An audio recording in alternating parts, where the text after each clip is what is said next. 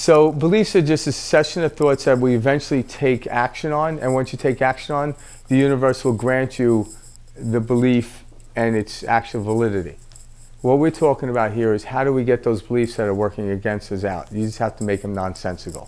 You've had this belief about money and it's not working. Yeah. So that's when you take the belief and make it nonsensical, right? If you're trying to do something with a tool that didn't work, you would eventually put that tool down. So you gotta ask the question, why am I still using the tool that doesn't work? But most people don't think they have other tools, so that's why they use the same tool. So if you understand that all beliefs are equal and valid, why would you still use the same belief? Because do you trust that belief is working for you? So then face the belief, don't run from it, don't put it to the side. Look at it and make it, why do I find this to be true?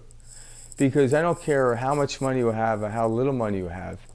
When you examine it, you have enough experience to realize when the money came, it's because you knew it was coming. When it didn't come, it's because you knew it wasn't coming.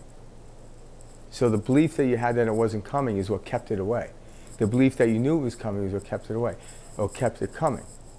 So what is it that you want? Do you want more money to come? About it. So a lot of times we're already in the place in which we want to be, but we don't know it, so we think we're not there. You know, it's like standing on the bow of a boat and wondering what it would be like to be out to sea. You're already there. Now it's about examining and having fun with it. You know, most people think they want to be somewhere else. You can't be somewhere else. There's only now.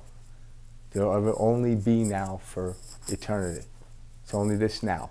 And like I said, if you find your boat facing upstream, who cares?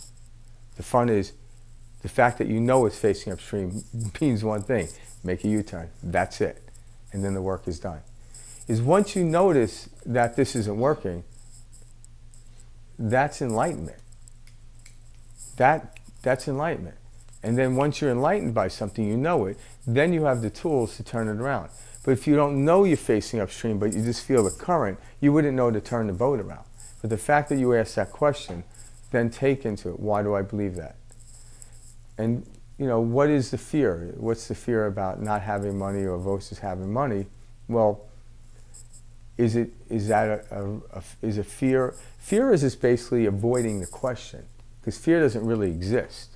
Fear is like running through the forest and looking over your shoulder and wonder why you get whacked with trees. But if you ran through the forest looking straight ahead, you wouldn't hit a tree, because you're looking in the direction of where the trees are. Then you're gallivanting through the woods.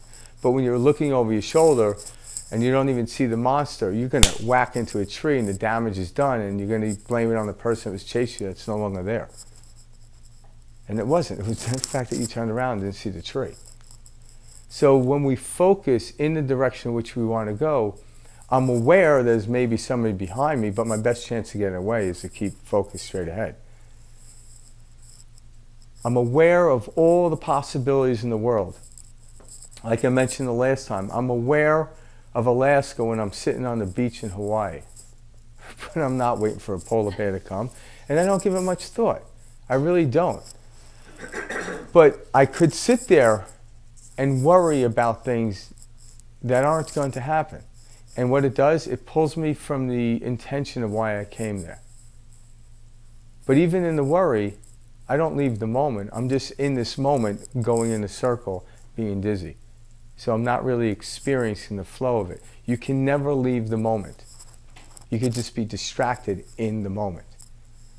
So that's why we ultimately forgive ourselves every time we do that. Like, oh, I wasn't in the moment. Yeah, you are.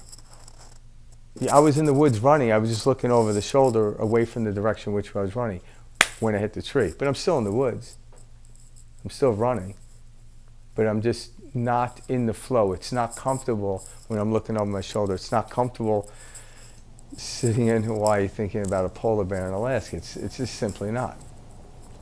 And when you're actually in that place and focus on it, you don't have to think. Everything is there. So we talked about this discussion, how to talk about thinking several talks ago, and it's part and parcel with this whole thing.